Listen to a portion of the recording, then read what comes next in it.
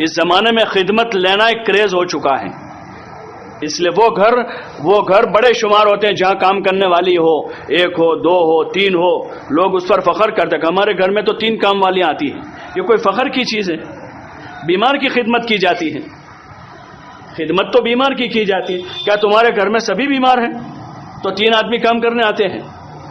کہ تندرست ہیں اپنا کام خود کریں۔ حضور صلی اللہ علیہ وسلم نے اپنا کام خود کیا، حالانکہ آپ کے پاس جانثاروں کی جماعت تھی، آپ نے اپنی ازواج کو خود کام کرنے دیا، حالانکہ آپ کے پاس بہت ساری باندیاں آتی تھی، وہ باندیاں آپ دوسروں کو دے دیتے تھے، اپنے گھر والوں کو نہیں دیا۔ حضرت فاطمہ رضی اللہ عنہ کو باندی نہیں دیا آپ نے، اور ان کو تسبیح فاطمی بتائی پڑھنے کے لیے۔ اور حضرت فاطمہ رضی اللہ عنہ جو جنت کی عورتوں کی سردار ہیں، سب سے بڑے باپ کی سب سے بڑی بیٹی ہے، وہ اپنے گھر کا کام خود اپنے ہاتھوں سے کر رہی ہے۔ اس وقت یہ بڑا مسئلہ بنا ہوا ہے، بڑا مسئلہ بنا ہوا ہے۔ ایک زمانہ تھا ہمارے یہاں کہ لوگ محبت سے مل جل کر رہتے تھے، 5 سال 10 سال 15 سال 20 سال تک بہو اپنی ساس کی اپنے خسر کی خدمت کرتی تھی اور محبت کے ساتھ رہتے تھے۔ جوائنٹ فیملی میں 2 بھائی 3 بھائی 4 بھائی جدا ہوتے تھے تو روتے تھے کہ مجبوری میں الگ ہونا پڑا، کہ مکان بہت چھوٹا ہے اس لیے الگ ہونا پڑتا ہے۔ اور اب یہ ہو گیا کہ شادی بھی 15 دن نہیں ہوئے کہ الگ مانگ رہے ہیں، اس کے لیے لڑکی کو روک دیا ہے 2 مہینے۔ کوئی مسئلہ نہیں ہے، بس اتنا ہی کہ الگ لینا ہے۔ اور الگ کیوں لینا ہے کہ 2 کام کرنے پڑیں گے اس کو۔ تو کام کرنا تو ثواب کی چیز ہے، خدمت کرنا تو عزت کی چیز ہے۔ ٹھیک ہے، لڑکی کا اپنے شوہر کے ساتھ الگ رہنا وہ اپنا ایک حق ہے، وہ اپنی جگہ پر ہے اسلام کے اس میں، لیکن اس کی بنیاد ایسی بنانا، لڑائیاں کر کے جھگڑے کر کے اور شوہر کے خاندان کو بدنام کر کے ان کو ذلیل کر کے الگ جانا، یہ مروت کے خلاف ہے۔ خدا کے وہاں کیا جواب دیں گے؟ کہاں گئی شرافت ہماری؟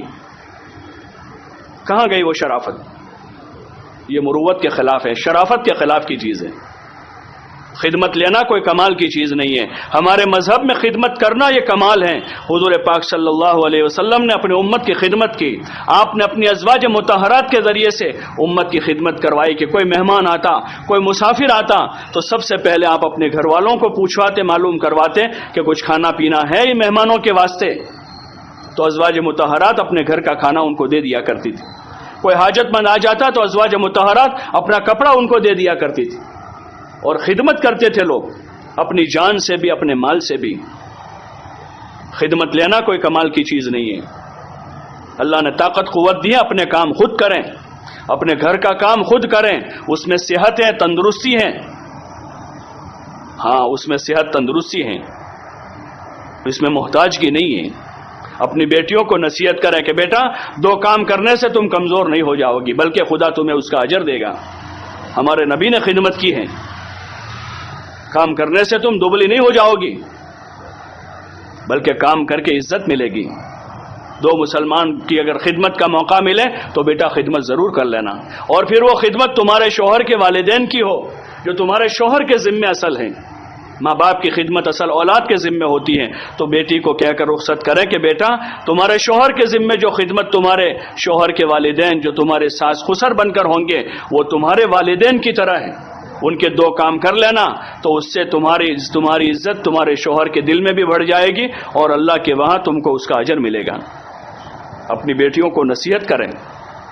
ہاں باقی یہ فسادی ماحول کو زیادہ فروغ نہ دیں، ایسی تنگ ذہنیت پیدا نہ کریں، اور اپنے کام خود کرنے کی کوشش کریں۔ یہ جذبات پیدا ہوں گے صحابہ صحابیات کو پڑھنے سننے سے۔ اسی لیے گزارش ہے حکایت صحابہ کو خوب پڑھیں، اجتماعی تعلیم میں بھی پڑھ کر سناوے اپنے بچیوں کو، اور انفرادی طور پر بھی کتاب کو اپنے سرہانے رکھیں، جہاں 5-10 منٹ کی فرصت ملے صحابہ کی زندگی کو پڑھیں، ازواج مطہرات کی زندگی کو پڑھیں، اور حضور صلی اللہ علیہ وسلم کی بیٹیاں حضرت فاطمہ، حضرت زینب، حضرت ام کلثوم اور رقیہ رضی اللہ تعالی عنہن اجمعین کی زندگیوں کو پڑھیں۔ ان کی نماز کیسی تھی، ان کا تقوی کیسا تھا، ان کا اللہ کے ساتھ تعلق کیسا تھا، ان کا راہ خدا میں خرچ کرنا کیسا تھا، ان کا پردہ کیسا تھا، اور ان کی خدمت کیسی تھی امت کی، کہ انہوں نے کیسے حضور کی امت کی خدمت کی انہوں نے، اور اپنا حضرت خدیجہ نے اپنا سارا مال لگا دیا، اور دیگر ازواج مطہرات نے حالانکہ وہ اپنے گھروں کی بڑی بیٹیاں تھیں، بڑے بڑے باپ کی بیٹیاں تھیں، حضرت ابوبکر رضی اللہ عنہ کی بیٹی تھی حضرت عائشہ، حضرت حفصہ حضرت عمر کی بیٹی تھی، حضرت حبیبہ ابو سفیان ابن حرب کی بیٹی تھی جو مکہ کے بڑے سردار تھے، اور حضرت صفیہ جو تھے وہ یہودی سردار کی بیٹی تھی۔ ایسا نہیں تھا کہ غریب گھرانوں کی آئی تھی اس لیے انہوں نے فقر و فاقہ کی زندگی گزار لی، بلکہ وہ بڑے باپ کی بڑی بیٹیاں تھیں۔ ان کے جیسے باپ قیامت تک کسی کو نصیب نہیں ہو سکتے ہیں۔ ہاں، اس لیے اپنی بیٹیوں کو تواضع سکھاویں، ان کو سادگی کا سبق پڑھاویں تاکہ وہ خوشحال رہے ہمیشہ۔ ہم تو یہی سن رہے تھے ابھی تک کہ پرانے زمانے کی ہماری مائیں جو تھی وہ اپنی بچیوں کو باسی کھانا کھلاتی تھی کبھی کبھی، کہ پتہ نہیں جس گھر میں سامنے جائے گی وہاں اس کو سکھ دکھ نصیب ہوا تو وہاں یہ خوش رہے اور وہاں اس کی وہ وہاں پر پریشان نہ ہو۔ ان کو پھٹے پرانے کپڑے پہناتی تھی بیٹیوں کو اپنے گھر میں جان بوجھ کر، کہ سامنے شادی کر کے جائے گی پتہ نہیں زندگی کے حالات کیسے رہتے ہیں، تاکہ بیٹی کبھی دکھی نہ ہو جاوے۔ اور اس بیٹی کو تھوڑے حالات سے اپنے گھر میں گزارتی تھی، اس کے پاس کام کرواتی تھی، اس کو کبھی کبھار ڈانٹتی پیٹتی تھی کہ بچی باغی نہ ہو جاوے، آوارہ نہ ہو جاوے۔ یہ کوئی محبت ہے کہ بچیوں کو خواہشات کا عادی بنا دیا جاوے اور مال پیسوں کی محبت ان کے دلوں میں بٹھا دی جاوے؟ یہ ان سے محبت نہیں ہے، بلکہ یہ ان کے ساتھ دشمنی ہے، یہ ان کے ساتھ دشمنی ہے۔ اس لیے گزارش ہے اپنے گھروں میں تعلیم کر کے اس مبارک زندگی کو اپنے گھروں میں جنم دیں، اس کو وجود میں لانے میں مددگار بن جاویں، ایک دوسروں کو کہیں سنیں سمجھاویں، نہیں مانتے ایسا کہہ کے نہ چھوڑ دیں بلکہ محبت کے ساتھ کہنے سننے کا ماحول بناویں۔ اپنی بیٹیوں کو بھی کہیں، اپنی بھانجوں بھتیجوں کو سمجھاویں، اپنی اولاد کو بات کریں، امر بالمعروف نہی عن المنکر۔ یہ اس امت کا فریضہ ہے، امت کے مردوں کا عورتوں کا، کہ ہم سب اس کی فکر کریں کہ اپنے ماحول میں ہم لوگوں کو بھلائی کی دعوت دیں، معروف کی طرف بلاویں، نماز، ذکر، تلاوت، عبادت، حسن معاشرت اور اچھی زندگی کی طرف ایک دوسروں کو دعوت دیں اور ایک دوسروں کو